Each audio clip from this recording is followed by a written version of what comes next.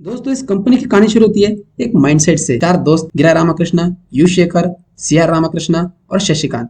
चारों दोस्त अलग अलग कंपनियों में अच्छे पोस्ट पर जॉब करते थे। फिर चारों ने अपने कंपनियों को छोड़कर इस कंपनी को ज्वाइन कर लिया।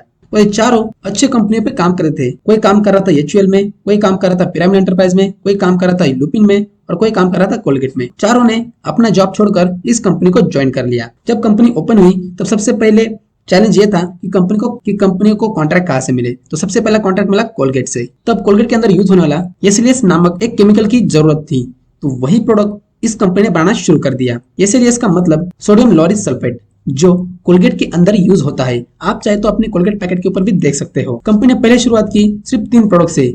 अभी अगर देखें तो कंपनी के पास 220 से ज्यादा भी प्रोडक्ट हमें देखने को मिलते हैं। अभी कंपनी जो प्रोडक्ट बनाती है सर्फेक्टेंट, वो असल में है क्या, उसके ऊपर एक नजर डालते हैं। बेसिकली सर्फेक्टेंट जो यूज होता है वो वाटर को स्प्रेड करने के लिए यूज होता है। हम आसान भाषा में उसे साबुन भी कह सकते हैं। जब हम साबुन से हाथ धोते हैं तो उसके अंदर वो झाग निकलती है, वो सर्फेक्टेंट की वजह से ही निकलती है। अब इसका यूज कहाँ पर होता है, जैसे पर्सनल केयर के लिए, इंडस्ट्री के लिए या फिर हाउस क्लीनिंग के लिए, इन सभी का यूज होता है। वैसे देखा जाए तो सर्फेक्टेंट के अलग अलग प्रकार होते हैं, जैसे कि एनियोनिक surfactant, non एनियोनिक surfactant, performance surfactant और वैल्यू एडेड सर्फेक्टेंट।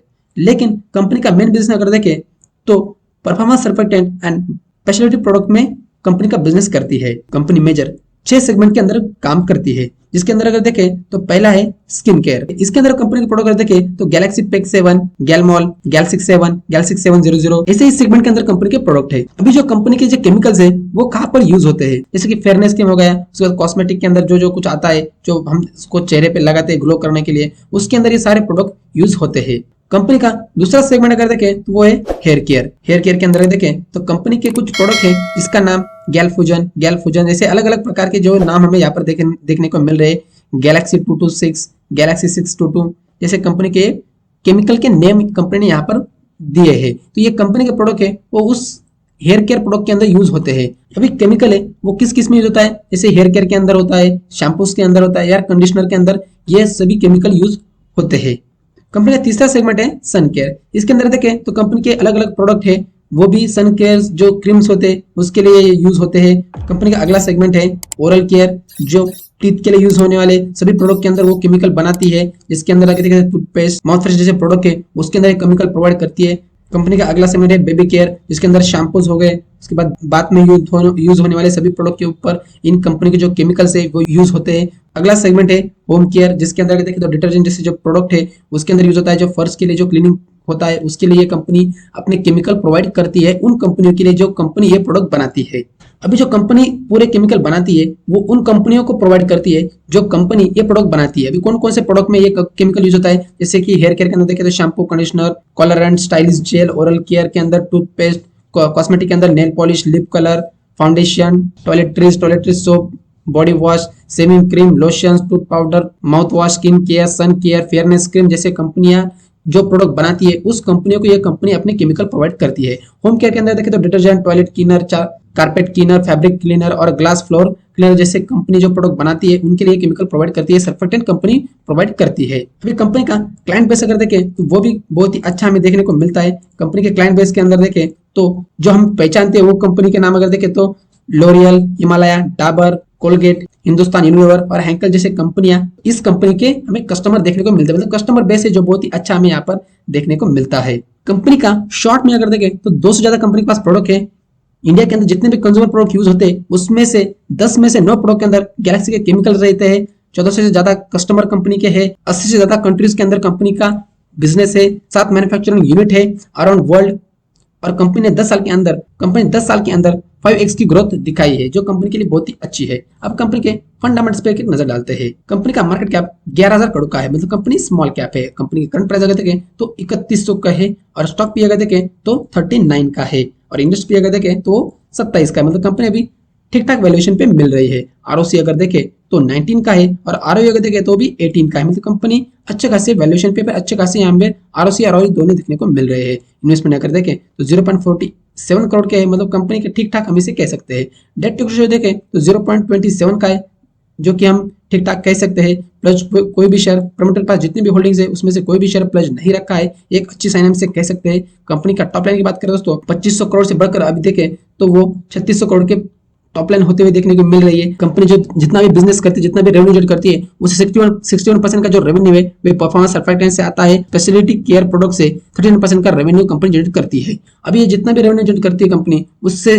इंडिया से 38% का रेवेन्यू आता है, मिडिल ईस्ट और अफ्रीका से 31% का रेवेन्यू आता है और रेस्ट ऑफ द वर्ल्ड से 31% का रेवेन्यू कंपनी जनरेट करती है। तो कंपनी के दो मेन की प्रोडक्ट है, जो एक है परफॉर्मेंस सर्फेक्टेंट और स्पेशलिटी केयर प्रोडक्ट। और कंपनी के बिजनेस अगर देखें तो वर्ल्ड वाइड फैला हुआ है, इंडिया के अंदर भी अच्छा खासा है, मिडिल ईस्ट के अंदर भी अच्छा खासा है और रेस्ट ऑफ द वर्ल्ड से भी कंपनी का अच्छा बिजनेस आ रहा है। अब कंपनी के बॉटम लाइन पे एक नजर डालते हैं। कंपनी के बॉटम लाइन देखें तो 230 करोड़ से बढ़कर अभी 263 करोड़ का प्रॉफिट कंपनी को मिल रहा है, जो कि हम अच्छी साइन कह सकते हैं। अगर पिछले से अगर देखें तो कंपनी लगातार अपनी टॉप लाइन को ग्रो करते हुए देखने को मिल रही है। तो रिजर्व्स के अंदर अगर देखें 1000 करोड़ से बढ़कर अभी 1500 करोड़ की रिजर्व्स हो गए और लोन अगर देखें तो वो भी 400 करोड़ से बढ़कर अभी 421 करोड़ के देखने को मिल रहे हैं। तो कंपनी के ऊपर लोन थोड़ा सा बढ़ता हुआ देखने को मिल रहा है। कंपनी छोटी है तो एक्सपांड करने के लिए, एक्सपेंशन करने के लिए कंपनी थोड़ी सी अमाउंट की जरूरत पड़ती है, तो लोन के जरिए ये कंपनी अपना एक्सपेंशन कर रही है। कंपनी के रेशियोज की बात करें, जो कैश फ्लो साइकिल है वो हमें थोड़ा सा इंक्रीज होते हुए देखने को मिल रहा है। ये नेगेटिव साइन हो सकती है, इतना कुछ नहीं, 91 डेज कुछ ज्यादा कुछ नहीं है। 3 महीने के अंदर कंपनी अपने कैश को रिइन्वेस्ट करती है। कंपनी का आरओसी देखें तो 28%, 24%, 25% अभी 19%, मतलब कंपनी का जो आरओसी है वो डबल डिजिट में, वो भी कंपनी के लिए एक अच्छी साइन हम इसे कह सकते हैं। कंपनी की प्रमोटर होल्डिंग देखें तो 71% का स्टेक प्रमोटर के पास है। एफआईज के पास अगर देखें तो 2% का स्टेक है। म्यूचुअल फंड के पास अगर देखें तो 13% का स्टेक हमें देखने को मिलता है और अदर इन्वेस्टर के पास अगर देखें तो 13% का स्टेक, मतलब इसके अंदर FIIs, mutual fund, promoters, public सभी खासे अच्छे खासे इन्वेस्टर हमें देखने को मिलते हैं। तो ओवरऑल देखें तो कंपनी का जो शेयरिंग पैटर्न है वो कंपनी का अच्छा है, तो कंपनी के रेशियो अच्छे हैं, कंपनी के बैलेंस शीट अच्छे हैं, कंपनी के प्रॉफिट एंड लॉस स्टेटमेंट भी बहुत ही अच्छा हमें देखने को मिलता है और कंपनी जो बाकी रेशियोज है वो भी कंपनी के अच्छे हैं। कंपनी के पीयर्स कंपनी है उसके बिजनेस के ऊपर एक नजर डालते हैं। यहाँ पर देखें दोस्तों, तो गैलेक्सी सर्फेक्टेड है, बीएसएफ इंडिया है और दीपक नाइट्राइट जैसे कंपनी, 3 कंपनियों का हम कंपेरिजन करेंगे। तो अगर गैलेक्सी की बात करें दोस्तों, तो कंपनी का मेन बिजनेस देखें तो परफॉर्मेंस सर्फेक्टेंट से आता है और स्पेशली केयर प्रोडक्ट से आता है। अगर एसएफ इंडिया से अगर देखें तो मटेरियल से आता है, केमिकल से आता है, न्यूरोकेमिकल से आता है, न्यूट्रोकेमिकल से आता है और इंडस्ट्रियल एंड कमर्शियल प्रोडक्ट से ज्यादा कंपनी का बिजनेस आता है। उसके साथ ही अगर देखें सरफेस टेक्नोलॉजी से और एग्रीकल्चर से भी इस कंपनी का बिजनेस आता है। तो इस कंपनी का जो बिजनेस है